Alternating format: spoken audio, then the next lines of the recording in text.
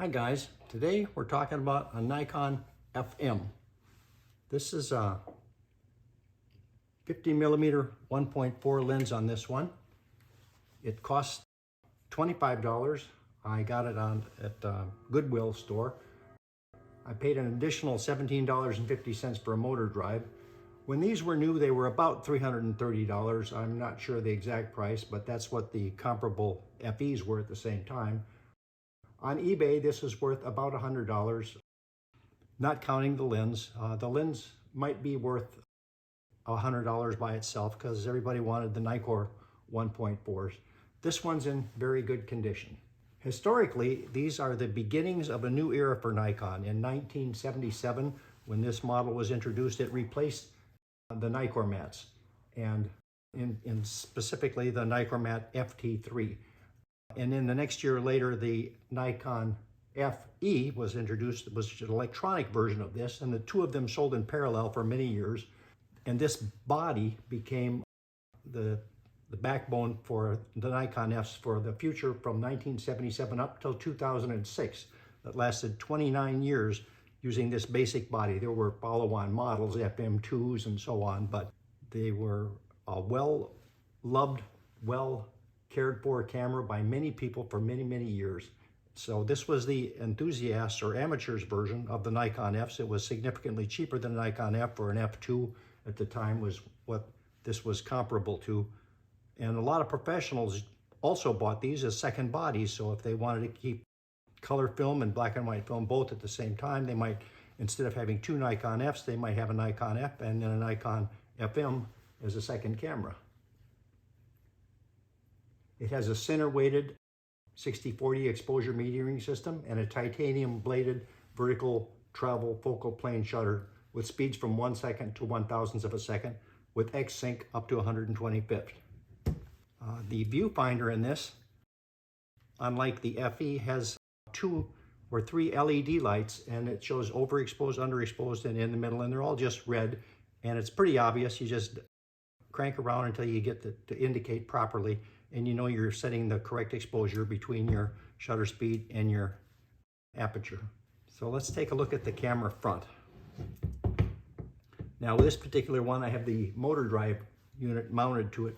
I'll probably take that off when we're done to show you how it mounts, but this is the self-timer lever, and in this case it only does self-timer.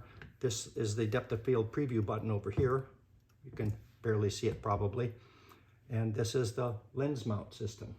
This is the sync port for electronic flash X-Sync.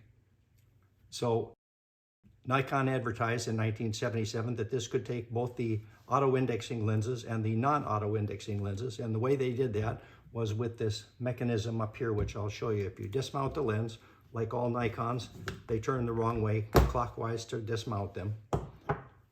So this little lever here is what does the auto coupling. So when you install a lens, depending on the f-stop of the lens, in this case at 1.4, it moves this lever just a little bit. If you had a lens that was, say, an f3 was the fastest aperture, then it would move that lever a little further in when you mount the lens, and that would tell the camera what the maximum aperture of the lens is. Now, if you had a non-auto-indexing lens, you have to flip that little lever down to get it out of the way. And there's a little release button here. You press this, you flip the lever down like that, and that gets this lever out of the way of the indexing of the lens so that the non-indexing lenses work just fine. So on the lens, here's the edge that catches the auto-indexing tab.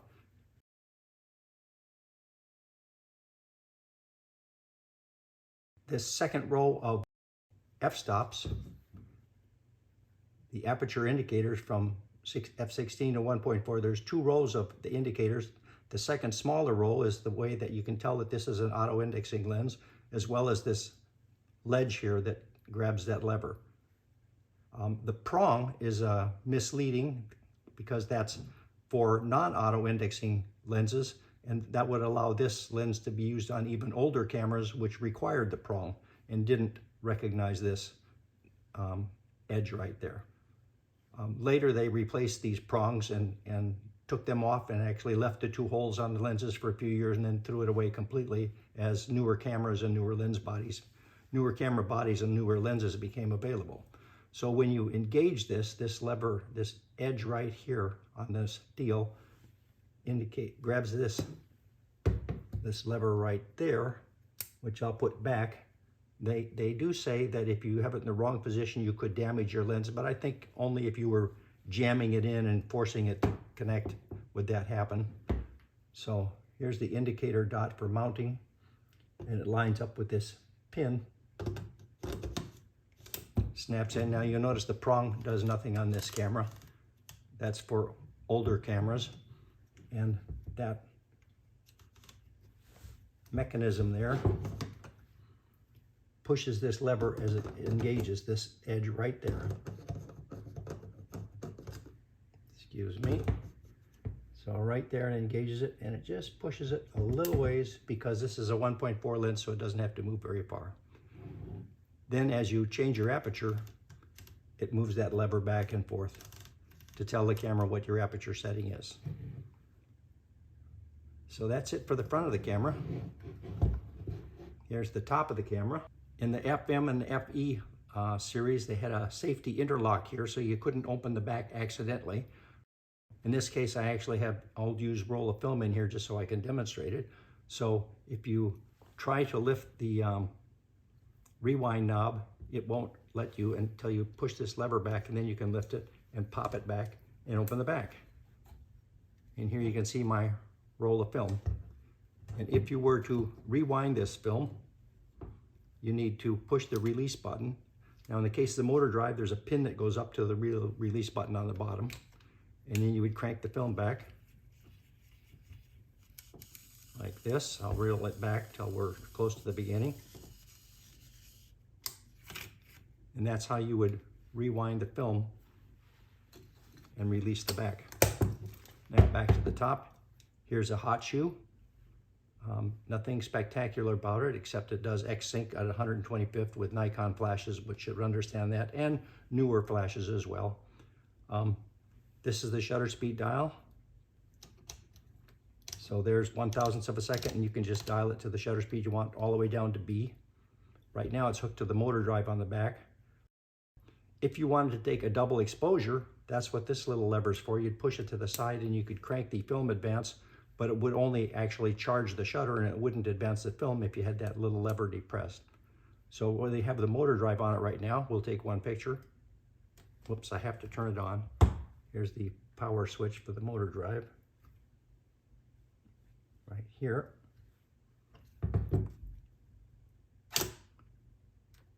And we're in a B setting, so that was a little awkward.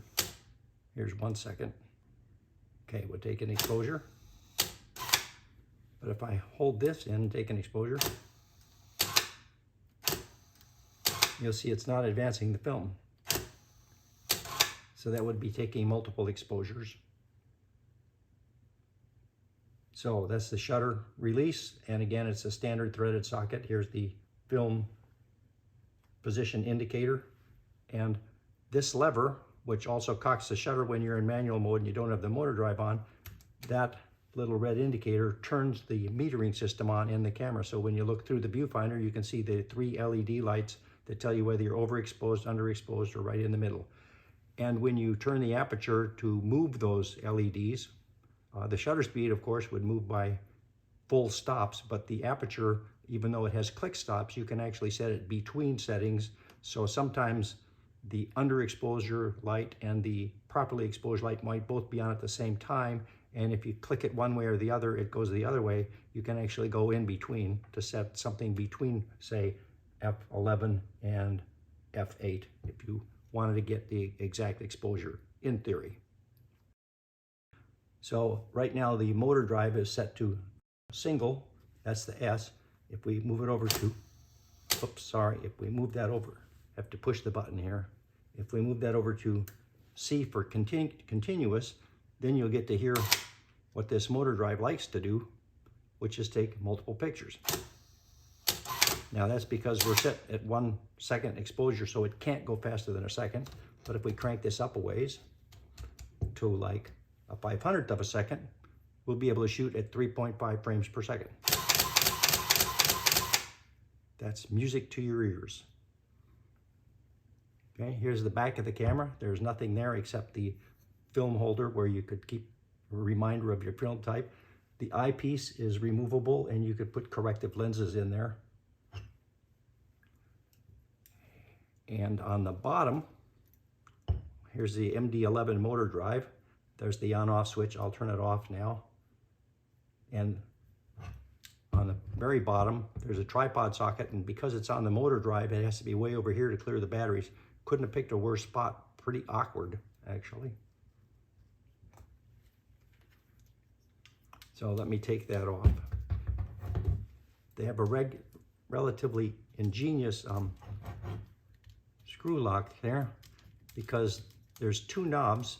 You can only see the one my thumb's on, but on the other side there's another one.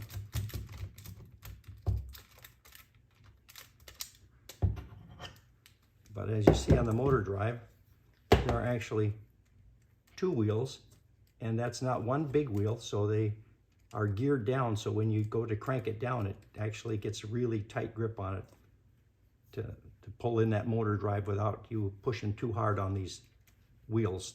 So inside there's a little gear assembly. You replace the batteries here. When you pull this tray out, it takes 8 AA batteries, and they're carefully marked, and it would be easy to get them in wrong, but if you look at the sides of the plastic battery compartment, it's obvious which way they go. So here's the camera without the motor drive. And so now when you advance the film, you do it manually. And again, to take a double exposure, you just push this little lever in, and the advance would only advance the charge the shutter and not advance the film. So you could take multiple exposures, and you'll see the frame counter is at picture number 11 now. Still at 11. Now if we advance it, it'll actually go to 12, 13. It's at 14 now. There we took 4 exposures at 14. Pretty cool camera. On the bottom where we attach the motor drive, this is the drive mechanism here as an alignment pin. This is the button for rewinding the film, which on the motor drive, when you push this lever, it just has this little prong come out that pushes right in there to rewind the film. This is your standard 1/4 20 thread tripod socket. Here's the battery compartment. It takes 2 LR44 batteries, and that's the electronic connections for the motor drive. And this is an on-off switch. And when it's off, it also locks the shutters. So it's like some shutters have a little thing here to lock them. In this case, you could take pictures like this, but if you push this lever back, you not only turn off the battery, but you also lock the shutter. Some people find that annoying because even though it's cocked, you have to have the lever out to take a picture. But, you know, it is what it is. Wonderful little camera. Great lens, an f1.4. So that's about it on the Nikon FM. Thank you for watching, and I hope you enjoyed the video. Please subscribe and tell your friends about this YouTube channel. And here's a shameless plug for my book. It's available on all of the normal ebook sellers and also hard copies on lulu.com. As always, I really appreciate all you guys coming to watch these videos. Thank you. Bye.